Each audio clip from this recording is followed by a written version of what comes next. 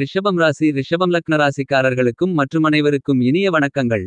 ரிஷபம் ராசிக்காரர்களாகிய உங்களுக்கு 2024 பிப்ரவரி மாதம் 4ஆம் தேதியிலிருந்து 10ஆம் தேதி வரை இவைகள் நடந்தே தீரும் என்ற விதத்தில் உங்களுடைய ராசிக்கு 11ஆம் இடத்தில் ராகுவும் உங்களுடைய ராசிக்கு 9ஆம் இடமான பாக்கியஸ்தானத்தில் செவ்வாயும் அருமையான முறையில் அமர்ந்துள்ளார்கள். எனவே இது நடந்தே தீரும் என்று இருக்கக்கூடிய விஷயங்களாக எதுவெல்லாம் அமைகின்றன என்று ஆராய்ச்சி செய்து பார்க்கும்போது ரிஷபம் ராசிக்காரர்களாகிய உங்களுக்கு இந்த காலகட்டத்தில் ராசிக்கு 11ஆம் இடமான லாபஸ்தானத்தில் வீற்றிருக்கக்கூடிய ராகு பகவானால் ஏற்படக்கூடிய அனைத்து விதமான சிரமங்களையும் விளக்கக்கூடிய வகையில் அருமையான அற்புதமான அமைப்பில் ராகு பகவான் சஞ்சரிக்கும்போது ராசிக்கு 9ஆம் இடமான பாக்கியஸ்தானத்தில் மங்களக்காரரான பூமிகாரரான செவ்வாய் பகவான் ஆட்சி உச்சம் பெறுகிறார் என்பது மட்டுமில்லாமல் இந்த செவ்வாய் பகவானுடன் இணைந்து சூரியன் புதன் போன்ற கிரகநிலைகளும் ராசிக்கு 9ஆம் இடமான பாக்கியஸ்தானத்தில் பயணிக்கக்கூடிய இந்த காலகட்டத்தில் பலவகையான சங்கடங்கள் குறைந்து மறைந்து நீங்கள் எதிர்பார்க்கக்கூடிய காத்திருக்கும் மகிழ்ச்சியான நல்லபல அதிர்ஷ்ட முன்னேற்ற யோகங்கள் கட்டாயமாக உங்களுக்கு கிடைப்பதற்கான யோகங்களும் வாய்ப்புகளும் உண்டு என்பதை கிரகநிலைகள் உறுதியளிக்கின்றன. இந்த வாரத்தில் மிகவும் வலுவாக முதன்மையான எல்லா கிரகங்களிலேயும் முழுமையான பெருங்கொண்ட சுபகிரகமான குருபகவான் மேஷம் ராசியில் பயணித்துக் கொண்டிருக்கிறார். மேஷம் ராசியில் தன்னுடைய நட்பு கிரகமாக இருக்கக்கூடிய செவ்வாய் பகவானின் ஆட்சி வீடான மேஷம் ராசியில் சஞ்சரிப்பதால் அதிவிரைவாக அனைத்து வகையான காரியங்களிலும் நன்மைகளை ஏற்படுத்திக் கொடுக்கிறார்.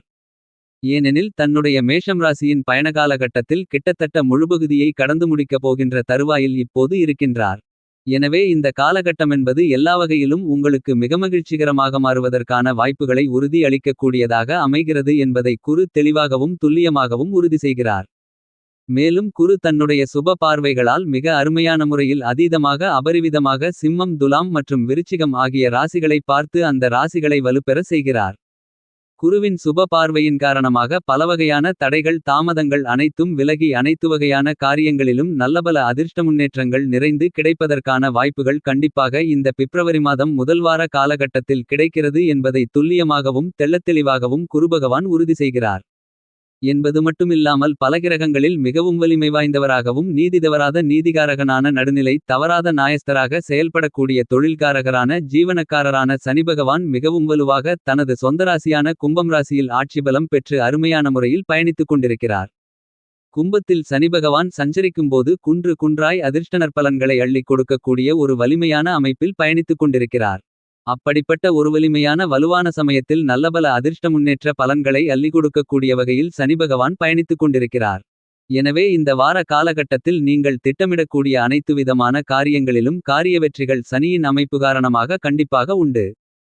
தொழில் உத்தியோகம் என அனைத்து விதமான பணிகளிலும் எதிர்பாராத அதிர்ஷ்ட முன்னேற்ற வாய்ப்புகள் மகிழ்ச்சிகரமாக கிடைப்பதற்கான சாத்தியக்கூறுகள் உண்டு என்பதை சனிபகவான் தெளிவாகவும் துல்லியமாகவும் உறுதி செய்கிறார். என்பது மட்டுமில்லாமல் சாயாகிரகங்களாக இருக்கக்கூடிய ராகுகேதுக்களின் அமைப்புகளை ஆராய்ச்சி செய்து பார்க்கின்றபோது தனக்கு சமகிரகமாக இருக்கக்கூடிய குருபகவானின் ஆட்சி வீடான மீனம் ராசியில் ராகு பகவான் மிகவும் வலுவாக சஞ்சரித்துக் கொண்டிருக்கிறார். சமபலம் பொருந்திய குருபகவானின் ஆட்சி வீட்டில் ராகு பயணிப்பதால் மிக பெரிய அளவில் பிரம்மாண்டமான புதிய வாய்ப்புகளை அபரிவிதமாக ஏற்படுத்திக் கொடுக்கிறார். அதே நேரத்தில் ஞானகாரகரான மோட்சக்காரரான கேது பகவான் தனக்கு சமபலம் பொருந்திய புதன் பகவானின் ஆட்சி வீடான கன்னிராசியில் பயணித்துக் கொண்டிருக்கக்கூடிய இந்த காலகட்டத்தில் உங்களுடைய எண்ணங்களில் ஏற்படக்கூடிய எதிர்மறையான சிந்தனைகளை கேது விளக்குகிறார். நேர்மறையான எண்ணங்களிலும் ஆக்கப்பூர்வமான செயல்பாடுகளிலும் ஈடுபடுவதற்கான யோகங்களை சமபலம் பொருந்திய கிரகத்தின் அமைப்பில் பயணித்துக் கொண்டிருக்கக்கூடிய கேது பகவானின் அமைப்பு காரணமாக இந்த பிப்ரவரி மாதத்தின் முதல் வாரத்தில் உங்களுடைய எதிர்மறையான சிந்தனைகள் குறைந்து மறைந்து நேர்மறையான சிந்தனைகள் உங்களுடைய மனதில் உதிப்பதற்கான யோகங்களும் வாய்ப்புகளும் உள்ளது என்பதை கேது உறுதி செய்கிறார்.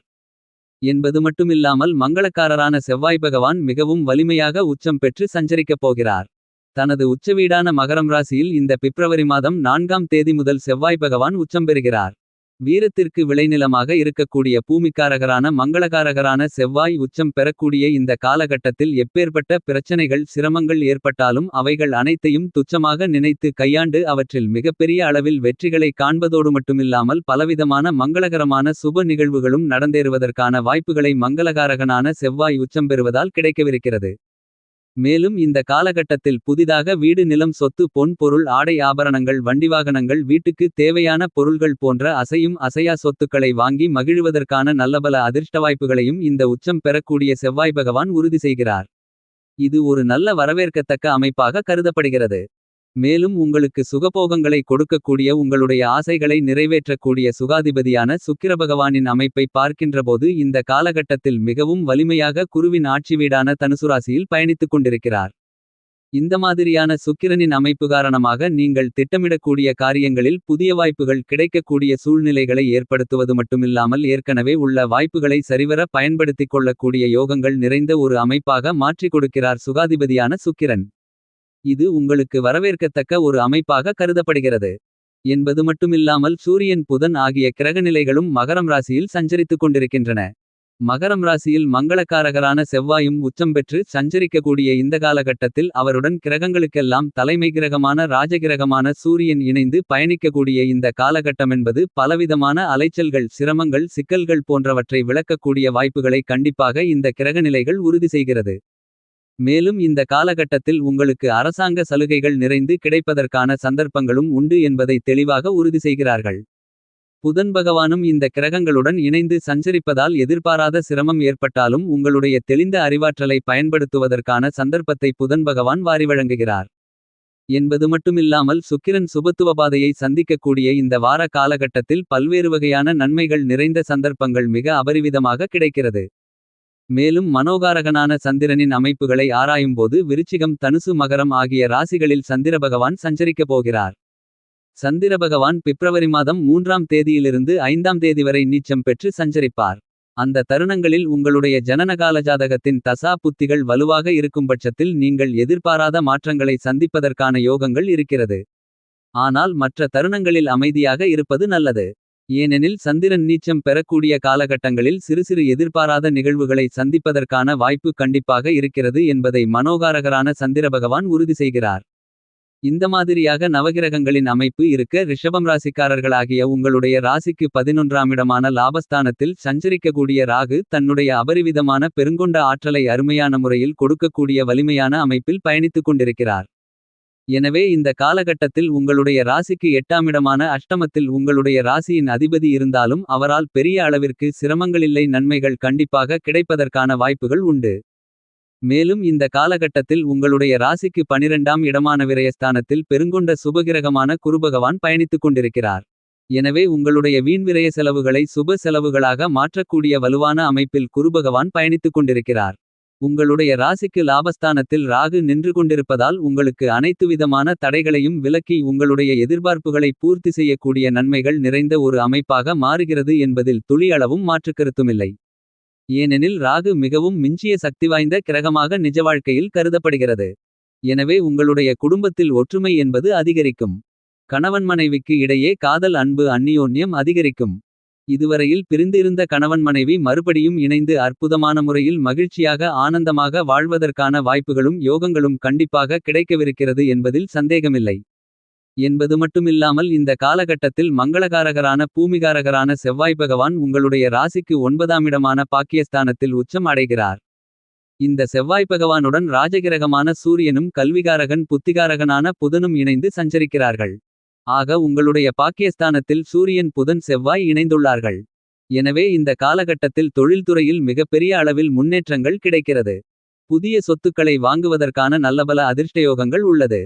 நீங்கள் எதிர்பார்த்து கொண்டிருக்கக்கூடிய மங்களகரமான சுப நிகழ்வுகள் திடீரென உறுதி செய்யப்படுவதற்கான யோகங்களும் நிறைந்த ஒரு காலகட்டமாக இந்த வார காலகட்டம் ரிஷபம் ராசிக்காரர்களாகிய உங்களுக்கு மாறுகிறது என்பதை மங்களக்காரகனாக பூமிக்காரகனாக இருக்கக்கூடிய செவ்வாய் பகவான் உறுதி செய்கிறார். இது மிகப்பெரிய அளவில் வரவேற்கத்தக்க ஒரு அமைப்பாக கருதப்படுகிறது. சனி பகவானும் உங்களுடைய ராசிக்கு 10ஆம் இடமான ஜீவனஸ்தானத்தை வலுப்படுத்துவதால் தொழில் ரீதியாக அபரிவிதமான முன்னேற்றங்கள் கண்டிப்பாக கிடைக்கிறது என்பதில் சந்தேகமில்லை.